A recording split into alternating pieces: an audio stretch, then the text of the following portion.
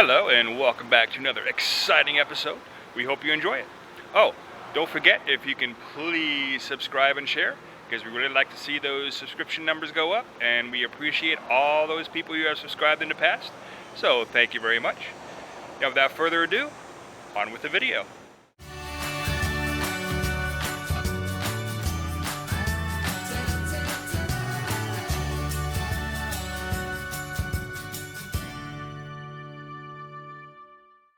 Okay, and now to tour the Laffey. Let's see what we can see. The USS Laffey, known as DD-724, was an Allen M. Sumner Class destroyer of World War II, laid down and launched in 1943 and commissioned in February of 1944. Now the ship earned the nickname the Ship That Would Not Die for her exploits during the D-Day invasion and the Battle of Okinawa, when she successfully withstood a determined assault by conventional bombers and the most unrelenting kamikaze air attacks in history. Today, Laffey is a U.S. National Historic Landmark and is preserved as a museum ship at Patriots Point, which is just outside Charleston, South Carolina. The first thing you come across when you start the tour on the Laffey is the Mount 53 experience. What it does, it takes you back to April 16th, 1945, when the USS Laffey was on picket duty off Okinawa. Laffey was attacked by 22 Japanese aircraft, conventional bombers and kamikaze. What it does is it allows you to experience what it was like for the brave man in Mount 53, which is the rear gunner system. Continuing on the tour, we went downstairs and went into the post office. We also saw the ship store. Now the ship store, of course, is the general store of the sea. Now the men always had the opportunity to stop by, especially at lunch hour or after duty hours, and purchase, a candy bar, some Coke, something like that.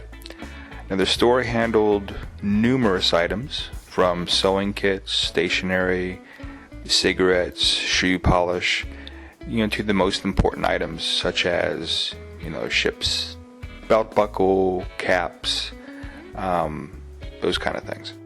They of course had their on-site barbershop, and finding the aft crew's head, which of course is the bathroom, was kind of interesting to see how they did that on the ship. They also had a really nice presentation with some of the original Laffey crew members. The small arms locker is something else we came across, which was kind of interesting, where they had the grenades and where they kept the weapons.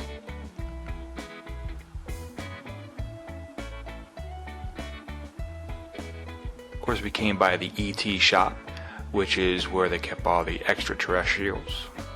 I knew this was a possibility. Now, of course, we know it to be a fact.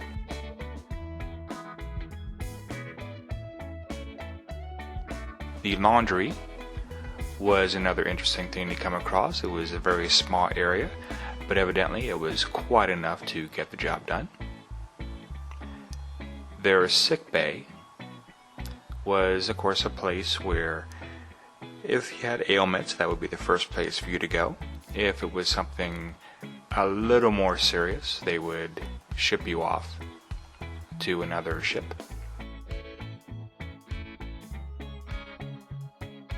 The Galley bakery is where they made all the really neat snacky stuff, the pizzas, the cookies, those kind of things.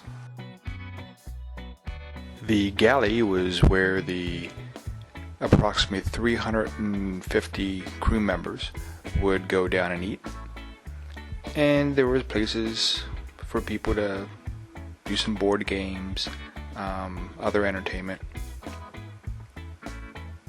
and maybe just sit and relax and just talk.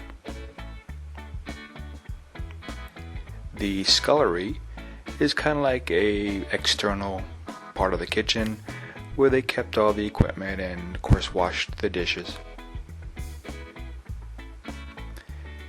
The computer on board was called the Computer Mark I, and of course looks a lot different than the computers we have today. The radio room is where they were able to contact other ships and be in contact with the shore. The quartermaster chart room is where the quartermaster was to maintain the course that the captain desired, like dead reckoning, celestial, and electronic navigation. It was a never-ending job for the quartermaster from port to port.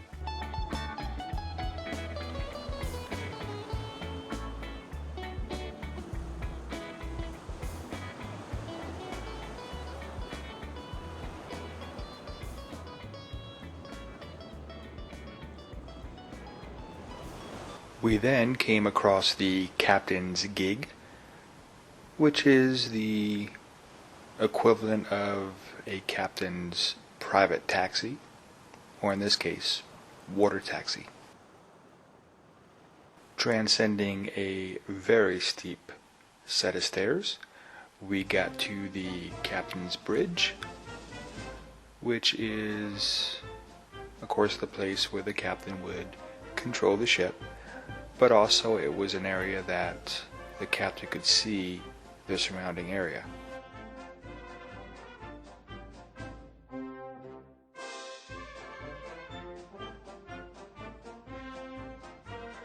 In the captain's sea cabin, one thing that I saw that was very interesting was the safety bars at the end of his bed, so at rough seas he wouldn't fall out. The Combat Information Center, also known as the CIC, was very entertaining. They had these projection type actors who told you about the CIC and all the radar systems and everything that was needed for combat situation. Very entertaining.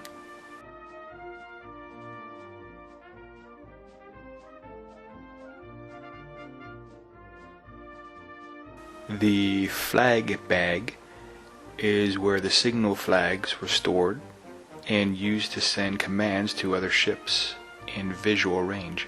Going up another very steep set of stairs, we came to the signal bridge, which was the center for visual signals to other ships steaming in company with the Laffey.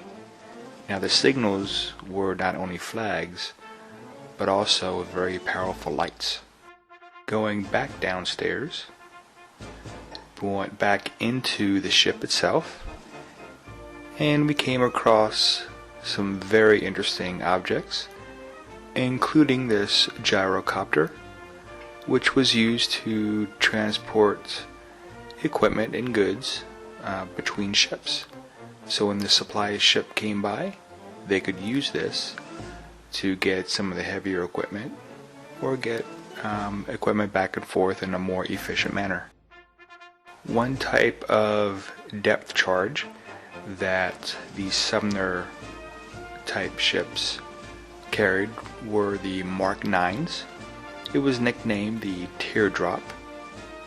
Their streamlined shape and fins allowed them to sink a lot faster so they can get to the submarines and hopefully take them out. Of course, there's a lot more to this ship than what we showed you, but I hope this gave you a good synopsis of what you can see on a ship of this size. And if you're ever in the Charleston, South Carolina area, I highly advise that you stop by and take a look at the Laffey yourself. You'll be very happy you did.